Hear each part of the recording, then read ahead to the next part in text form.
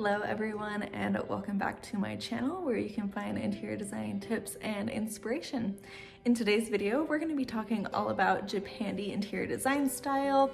If you haven't watched the other two videos in this series, I will link them above. Last video, we talked all about Grand Millennial. The first video of this series, I briefly talked about each of the different styles I'm going to be mentioning in this series. If you've already watched that, then you have learned that what Japandi style is a mixture of Scandinavian design and Japanese design. This video, I'm gonna go into the background of the design, how you can recreate it, and why people are loving this style so much currently. The cool thing about this style is that it's not only an interior design style, but it also has a little bit of philosophy behind both Scandinavian and Japanese design. If you're familiar with Scandinavian design, then it has this word that they like to base a lot of their design off of called Hygge. And what Hygge is all about is making sure that your space is really cozy and really homey and just very inviting and comfortable for you. The philosophy that they are taking from the Japanese style design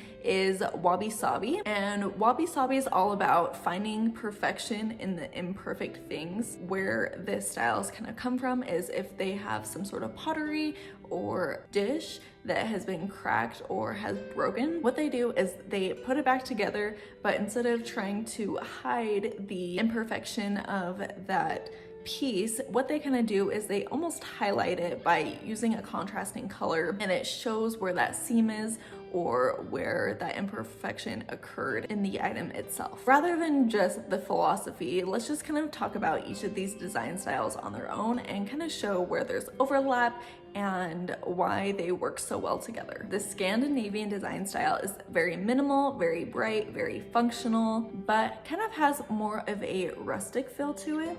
Whereas the Japanese style, again, it's very earthy. It has a lot of natural elements. It focuses on sustainable design, but it's more sleek than the Scandinavian design style. But there's a lot of overlap in kind of like the earthiness and the feeling that you get when you're in these design styles. And they pair really nicely together because rustic can be a little bit more undone, whereas the Japanese more sleek style kind of amps it up and gives it more of that luxury feel. Let's now talk about how you can recreate this design style. First of all is to nail down the color palette of Japandi. Both Scandinavian and Japanese styles have a pretty neutral palette, and if there is any color, it's going to be derived mostly from what you see out in nature. There's a lot of creams in this, a lot of grays, a lot of beiges, little hints of black. If there's going to be color, it's going to be very muted colors that you would find out in nature. A lot of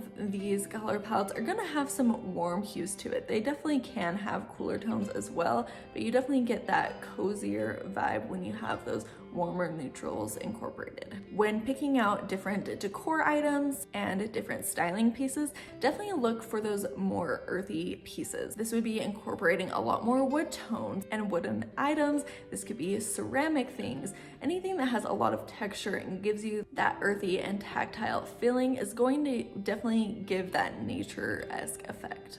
Another way that you can incorporate this design style is to go minimal and go functional. So if you have a lot of clutter, if you have a lot of knickknacks, this might not be the design style for you because everything in this style is going to be very minimal. There's not going to be a lot of decor or styling, and if there is, it's going to be mostly things that are going to serve a function. There will be some pieces that solely serve an aesthetic purpose, but for the most part, this design style is almost bare, but I wouldn't say that it's bare in the sense of that it's empty or not styled, but just it's very intentional in how it's styled and the uses of the decor and styling elements. And the last way that you can definitely recreate this style is to bring in plants, bring in nature. This heavily correlates with the Japanese side of this design. They really love to have large windows to make sure there's the outdoor-indoor feeling.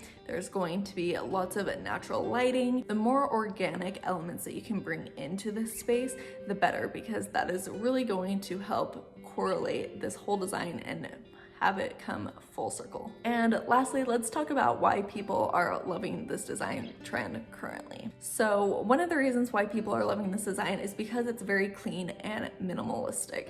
There isn't a lot of pattern, there's not a lot of wild things going on, but there is that textural element that draws the eye in and gives it interest, but it's still very clean, very minimal. If you watched the Grand Millennial video, it's a very polar opposite. If you really dislike the Grand Millennial style, then you'll probably really love this style because there's not a ton of color, there's not a lot of boldness, there's not a lot of pattern, there's just an emphasis on texture and earthiness. Another reason people are loving this design style is because it's warm and cozy, it's inviting, it makes you feel comfortable and like you can just curl up, read a book. It's a very approachable design style even though it's very minimal and clean. Another reason people are loving this design style is because it is very, very functional. You're not going to see a lot of Scandinavian or Japandi designs that are not going to be functional, and that is such a huge focus on this design style. It really is going to work